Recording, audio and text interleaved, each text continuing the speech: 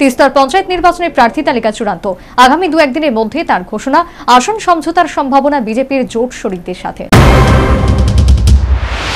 সদ্য সমাপ্ত লোকসভা নির্বাচনে রাজ্যের 2টি আসনে রেকর্ড সংখ্যক ভোটে জয়ী হয়েছে বিজেপি প্রার্থীরা। তাছাড়া রয়েছে পঞ্চায়েত নির্বাচন। এই দুইটি বিষয়কে সামনে রেখে রাজ্যে ত্রিস্তরীয় সাংগঠনিক বৈঠকে মিলিত হল বিজেপির নেতাকর্মীরা। রাজধানী টাউন হলে অনুষ্ঠিত ত্রিপুরা প্রদেশ বিজেপির বর্ধিত কার্যকারিণী বৈঠকে মুখ্যমন্ত্রী ডক্টর মানিক সাহা, কেন্দ্রীয় শিক্ষামন্ত্রী ধর্মেন্দ্র প্রধান, প্রদেশ বিজেপি সভাপতি রাজীব ভট্টাচার্য, রাজ্যের 2 বিজেপি সাংসদ সহ অন্যান্যরা উপস্থিত ছিলেন।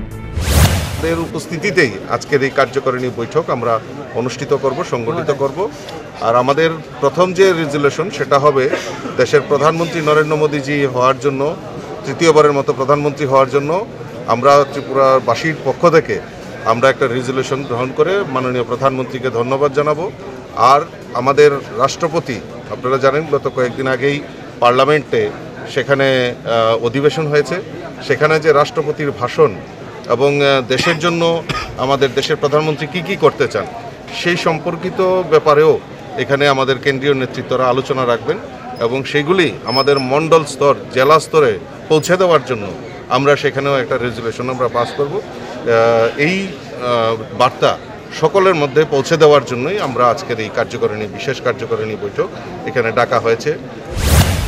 এদিন প্রদেশ বিজেপি সভাপতি সাংবাদিকদের প্রশ্নের উত্তরে জানান, বিজেপির তিস্তর পঞ্চায়েত নির্বাচনের প্রার্থী তালিকা চূড়ান্ত। আগামী 2-1 দিনের মধ্যে হবে তার ঘোষণা। সেই সাথে তিনি বলেন, আসন সমঝোতার সম্ভাবনা বিজেপির জোট শরিকদের সাথে।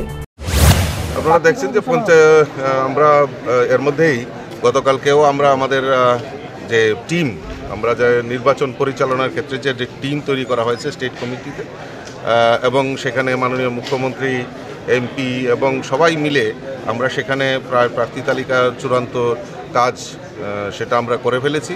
আমরা কাল পরশুর মধ্যেই আমরা সেখানে নির্বাচনের প্রার্থী তালিকা ঘোষণা করব।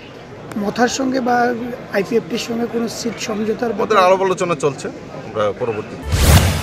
প্রসঙ্গত উল্লেখ্য, অষ্টাদশ লোকসভা নির্বাচনে পশ্চিম ত্রিপুরা লোকসভা আসনে বিজেপি প্রার্থী 6 লক্ষাধিক ভোটে বিজয়ী হয়। অপরদিকে পূর্ব ত্রিপুরা উপজাতি সংরক্ষিত আসনে বিজেপি প্রার্থী জয়লাভ করে 4 লক্ষাধিক ভোটে। Bureau report, news vanguard.